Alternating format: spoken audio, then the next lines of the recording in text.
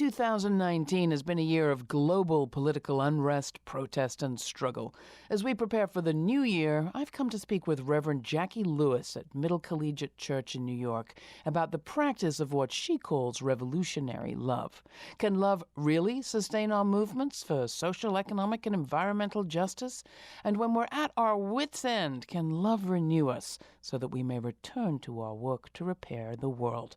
That's all coming up on the Laura Flanders Show, the place where the people who say it can't be done take a back seat to the people who are doing it. Welcome.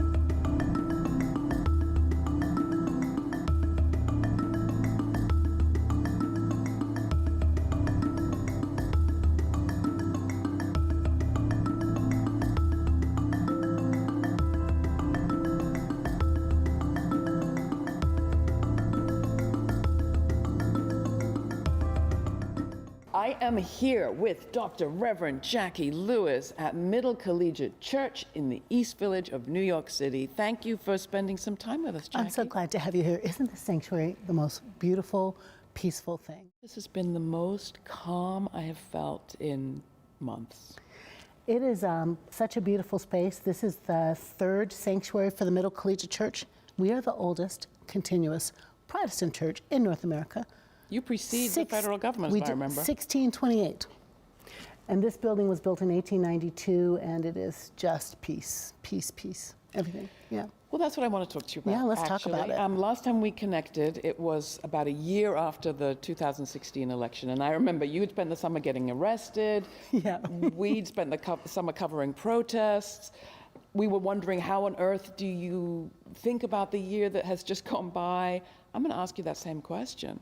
How do you characterize the last year, the last 2 years since we last connected and talked? Yeah, I would say that these hot mess times, I'm going to go right there. This is the hottest mess time, and it's not the first time, right? You and I both know it's not the first time.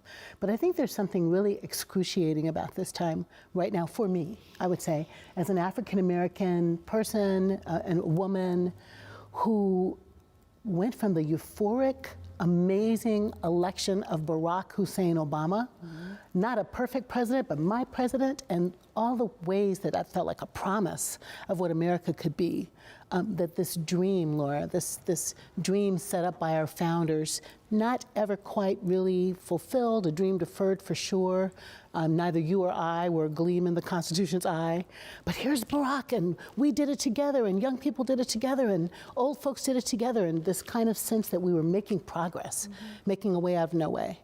And then the reaction to that is the unleashing of the latent bigotry and white supremacist ideologies, and the election of a wholly unqualified, didn't even think he was going to get elected himself, is my suspicion, whose behavior, demeanor, lack of empathy just rips off some kind of bandage or lid, pick a metaphor, and all of a sudden all this ugly is revealed to us again.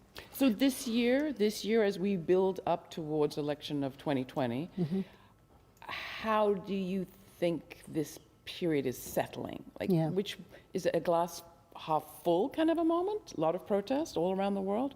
Or is it a glass half empty, not enough protest? Everyone in my congregation would say, gee, these last 2 years we've really swung our pendulum toward out. We really have. More in the streets, Kavanaugh, environment. We've been to the border several times, rebuilding Puerto Rico. Like, we really had an extroverted energy to sort of go fix things. But inside, all of the things, like, it isn't just that Puerto Rico's broken. It's that the people who are Puerto Rican and who are Latinx or Hispanic cannot believe that Puerto Rico doesn't get rebuilt. They can't believe the infrastructure, can't believe people are in cages. So you've got this political, socio-political events causing deep pathos and pain. The way I think about it is that the world is on fire, and then the people who are the most vulnerable, the ones who have the least psychic resources, the ones who have the least financial resources, not the ones who have money to go to therapy, or not the ones who have money to go to yoga or get massages once a week, they are totally traumatized by what's happening in the world. God comes to the margins, my friends. God comes to the powerless, to the poor, to the disenfranchised. Neither that brown Palestinian Jewish baby in the crib, nor the man you grew up to be, demanded allegiance and Christian armies to destroy the world in the name of love. Who is that little white shiny baby on the Christmas cards? I don't mean any harm, white people, but really. Have you been to Israel? There might be one blonde baby in the whole state. I don't know. What happened? Greed, the commerce, commodification of a beautiful story, because we can't bear to imagine that the powerful ones aren't the ones in the center of the narrative. Somebody say amen. Are you with me? You straddle that ground of healing the soul and healing the world, as you put it. This is a soul-destroying moment to be living. How do we be people in this? I just think that that is the question. I really do, Laura. I'm working on a book, and good God, please, book come out of my body. Please come out. But trying to think about what are the things we need to do as humans, 10 things, not 10 commandments, but 10 principles, so that we can survive and thrive together. And at the root of this is this concept of Ubuntu. I just have been so fascinated for years about the Truth and Reconciliation movement in South Africa, and particularly the leadership of Mandela and Bishop Tutu, but also womanists all around the nation. I just was at the American Academy of Religion and got hooked up again with my black sisters who are inspired by Alice Walker to think about womanism and this idea that we are, I'm going to say in the womanist frame, it would be we're grounded in love. We're grounded in love as a public ethic. We're grounded in stories as a way to think about resilience and hope and getting through it. And this Ubuntu thing is simply, I am because you are. Like, we are inextricably linked together. And I'm thinking that the way we're going to get through this, and the way I'm watching people get through this, is to remember that we're linked to each other. Like, our liberation is linked up together. And what that means is both you protest together, you walk with your fists up in the air together, you organize together. A bunch of middle people went to Virginia to do some organizing around voting rights, but also you play together. I mean, we've got to play together. You've got to take time for what we would in my community call Black joy. But joy, you know, the Pride March is evidence of joy that is queer joy, right? You go to a Latinx party and or march, and you know that there is this Hispanic joy. There is joy in every culture, Laura. That is what happens when you're at the dinner table talking trash, or in my community, you're playing cards and somebody's talking a lot of smack and slamming the cards down and having a cold beer. The truth is, Laura, if more people would find themselves in mixed company, no kidding, and find a way to tell the truth. I'm not saying white people ask black people to teach you about race. I'm not saying that. I am saying be a student yourself. The 1619 Project has so many resources on the website and podcasts for people to sit in caucuses sometimes, just white folks by themselves going, girl, honey, let me tell you, this is what has happened. But also, I think we have to find a way to build bridges together. And you know that's the secret of Middle Church. But this idea that what we have in common is we all know it ain't right. And we all do believe a little bit at a time we can fix it. You know, the Civil Rights Movement or the Southern Freedom Movement in the 60s had this like big kingpin leader, no pun intended, but Dr. King, right, as a locus of power and all of that. And movements aren't like that right now. We see more diffuse leadership. We saw that with Black Lives Matter. We saw that with Occupy Wall Street, right? Which is smart, so you can't just take off your leaders. Can't just pick one off. The opportunity for that, the frustration in that is someone can say, like, how do you measure the progress? But the opportunity in that is all of the surge groups that are white folks sitting around dealing with race all around the country, right? Bend the Arc. I love those guys. A Jewish Partnership for Justice have like moral minions, Laura. Like 10 people makes a minion. So you can have 10 good Jewish people fighting for justice and they make a minion, and they're all over the country. The Revolutionary Love Project has pockets all over the country. Those of us who are working on this Revolutionary Love Conference. Which we're going to talk about more in a minute. Pockets all over the country. So what I say is a recipe. We have to be honest about the failures. White people have to own their racism and their white supremacy. Black people have to own fear and apathy. Everybody got something to come clean about.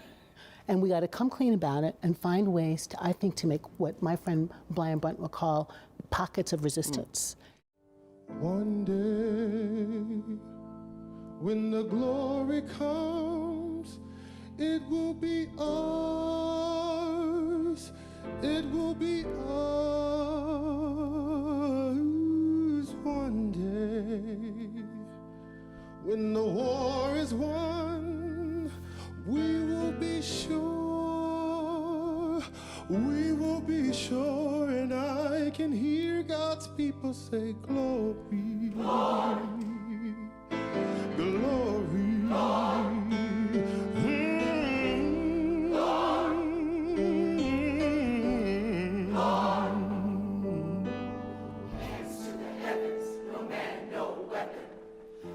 Against, yes, glory is destined. Every day women and men become legends. Sins that go against our skin become lessons. The movement is a rhythm to us. Freedom is like religion to us. Justice is juxtaposition in us. Justice for all just ain't specific enough. How did you come to this work in a nutshell? I came to work for the God I fell in love with when I was 8-ish years old. I was taking the communion or the Eucharist, some people call it, but it's basically a Jewish Seder that happens in the Christian church. Bread and cup, you know, God is present. And I was sitting next to my mother, and the little bread came by, a little cube of bread. I took it. She said, Jackie, this means God will always love you. And when the cup came by, she said, this means God will never leave you. So it's a mother sermon whispered in your ear. God will always love you. God will never leave you. Certainly all of my life, degrees and certificates and books, that is the simplest articulation of my faith. And I think I feel called to help as many people feel that presence of the presence as I can. So I'm selling God. And the political piece? I has to be, because polis is about the people. And these people who act like faith and politics don't go together, I think, it's laughable. The product of faith is a healed and whole world. And that means we have to do all of the things. Say the good things, sing the right things, practice good behavior with each other, but also heal this planet and heal this world. The church of your family, your parents, was a Southern Black church. Your family moved north. Yes. They brought that tradition. Yeah. That was a church that was deeply involved in revolutionary and civil rights activism. That's right. How does this moment compare to that vis-a-vis the role of churches? And I have heard some of my colleagues in Black churches, fully Black churches, say, I'm missing some rigor, some teeth. I'm not in a fully Black church. I'm in a multi-ethnic church, so I can't really say that. I see in this place and in other churches like this a real nostalgia for, commitment to, and I would say study of Southern freedom movement. I have to imagine that that's true in Black churches and Latino churches and white churches, that there are churches that are pockets of resistance and that they are taking their cues from work that's been done in the past, studying Ruby Sales, thinking about Martin Luther King. And I could make a list of 50 churches off the top of my head who are doing it. So I think anybody who doesn't see it happening ought to make it happen. all right, if I'm going to cop to white supremacy, Okay. you have to cop also to some of the crimes Of the church. committed in the name. Yeah, of I'll your cop church. to it. I'll cop to it. And it is my church. I'll cop to it. I'm a Christian, so I can talk about the church with authority. Hell yeah. The church wrote apartheid. You're not kidding. The church wrote apartheid in South Africa. The church, and South Africa got its model for apartheid from America. The church took the Exodus story out of the Bible and gave it to enslaved Africans and said, you know, here's your Bible. The church focused on slaves obey your master. So the church has confession to do and reparations to make. I'll go that far. And the church also did the Southern Freedom Movement. The church also did emancipation. The church also did women's rights. So we have to redeem what's good about it, those of us who are Christians, and I think we have to own that we have a long way to go. And is that happening? Well, yeah, in lots of beautiful places. Now, let me talk about the bad first. There are these folks in Texas, I'm just going to say, who have the audacity to preach that Jesus isn't for justice. In other words, the God who is sovereign designed poverty and designed ecological destruction, and our job is to just watch it play out. We shall because have God, dominion. we just, right? Hello. Men But- over women, men over the earth, Right. white people over Right? black people. Yeah, exactly. And one of those pastors had their publishing rights rescinded from a good churchy publishing book. We know that that's wrong. We know that that's wrong. And what I'm excited about, again, as a Christian who believes there's more than one path to God, I am much more interested in the coalitions I make with everyone. I think with as much candor and truth-telling as we can muster, I'm going to make a recipe called truth-telling plus joy plus resilience, meaning stick-to-itiveness. We are seeing changes. I mean, I think about how many people get in the streets from Hong Kong to, Honolulu. I mean, people are in the streets, disgusted, despairing, determined to make a difference, to make America, I was working with an acronym today, MAGIC. Make America just, inclusive, and compassionate. Magic. We need some I magic. think people want magic, and I think we have to keep pushing our electeds. We have to keep using all the tools at our fingertips, our protests, our petitions, share good news, listen to somebody else's point of view so you can make a cogent argument, laugh, pray with our feet, defy the bigotry by making multiracial, multi-everything communities of justice and love, teach our children tolerance and acceptance by playing together and letting them see us do that. Again, if we can't fix it, then I think we should all go move to Paris and drink a lot of wine and eat cheese.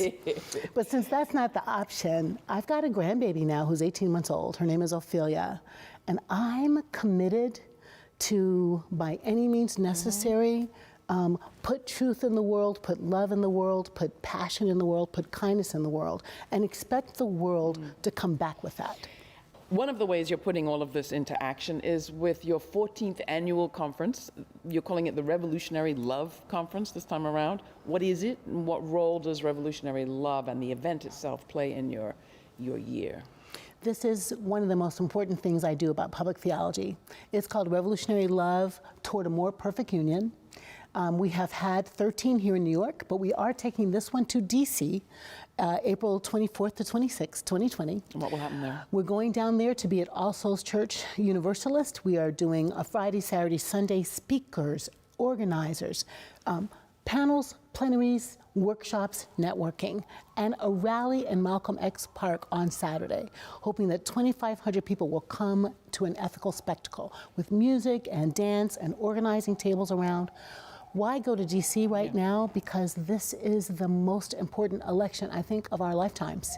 And we want to make sure that we put the ethic of love right in the center of DC. Pay attention to what's happening down there, weave into the issues, into the conference, and be able to be nimble and responsive. And what's the goal of the conference? The goal is to inspire an intelligent electorate to fix America. How about that? That's ambitious, right? The promise of the preamble, right? We will have this more perfect union. Well, it's not perfect. And in fact, the founders never had me or you in their mind. They didn't have indigenous people in their mind, African people in their mind, women, poor people in their mind, non-Christian people in their mind. But I believe that there are enough of us across faith and age and ethnicity and social location who have a vision for a nation that can work for all of us. So we're going to gather, share good stories, tools, tactics, strategies, and movement build. Voting rights, prison reform, gun control, poverty, social networks, social safety networks. We are going to make America magic. make America just, inclusive, and compassionate. And does the work stop at the end of April? Absolutely not. We're going to start in January with organizing. We're going to go through the event in April, and we're going to organize together all the way through November to make sure that we register young people to vote, to make sure that we stand up for human rights, that we work about the Supreme Court, that we pay attention to how we can use our collective power to demand a just nation. Stepped in the water was cold. Angels in heaven done sign my name. It chilled my body, but not my soul. Angels in heaven done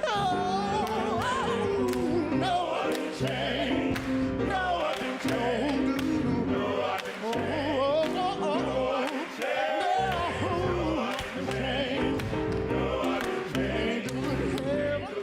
can change. I'm happy to be in a coalition with Simran Deet and Valerie Kaur, and I'm happy to be in it with Linda Sarsour and Tracy Blackman, and I'm happy to be with Simone Campbell, who's a Catholic. It doesn't matter to me whether you name God or how you name God. It actually matters to me how we name love and what we do about it. That's some of the people who will be at the Revolutionary That's who will be at the conference. When the love is the public ethic, love is the secular and faith-based ethic that is binding us together toward healing our nation. What can people do if they want to get involved in either the conference itself or the Revolutionary Love movement? Excellent.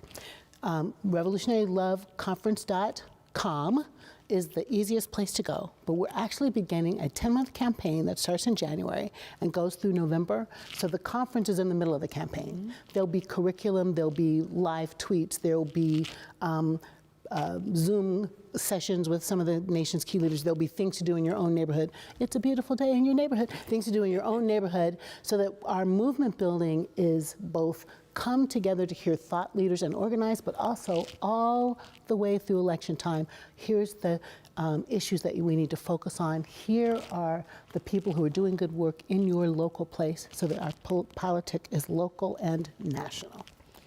Final word for people who are maybe watching this during the holiday season, feeling a little bit alone or despairing. One action for people to take. Yeah, thank you for that. I'm going to give 3. One is, when you go home for the holidays, courageously be a truth teller at your own table. Know what you know. We don't have to be rude and stank to our families, but when people start theying, why are they still whining about racism? We didn't enslave them. Why are they still whining? They can get married now, you know what I mean? Why are they? Yeah. When someone is doing that kind of talk, if each of us would gently carefront people and just help them to think about it differently, and one could say, did you say carefront? Carefront. Mm-hmm. Carefront. Put the care first? Carefront, yeah. Because if you have a moment of like a tantrum, no one's listening. Mm-hmm. But a good question is, can you say more about that? Mm-hmm. Because that's not my experience. Mm-hmm. Or let me tell you about Laura. Let me tell you about Jackie. One of those ladies. Right? Just like really personalized, gentle love. Don't let lies of white supremacy sit in your dining room table with the turkey. That's one thing.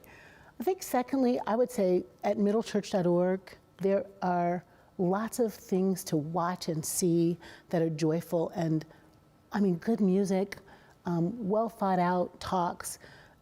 I'm just saying, consume some love. Mm-hmm. That's what I'm trying to get at. Consume some love. And that might mean go see a movie that makes you happy. That might mean curl up with a good book, but consume some love. There's so much violence and vitriol, right? In the media, on TV, and in our world. Just consume some love for a minute would be the second thing I would say. And the third thing I would say is really to try to turn a little kindness onto yourself. Back to the way that the world makes us personally traumatized.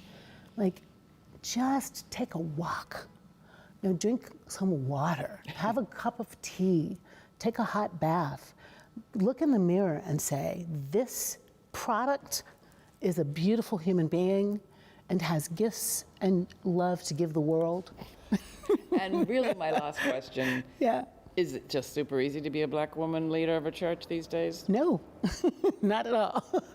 It's not super easy at all. In fact, I probably have experienced more overt racism as a clergy than I did when I was a girl working in the corporate world.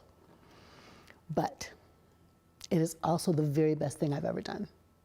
And I am undaunted by chauvinism, male domination, and racism. Jackie, it is always fantastic being with you. Thank you so much for having us here at Middle Collegiate. Dr. Reverend Jackie Lewis, everybody. You can find our past conversations at lauraflanders.org and check us out on the web.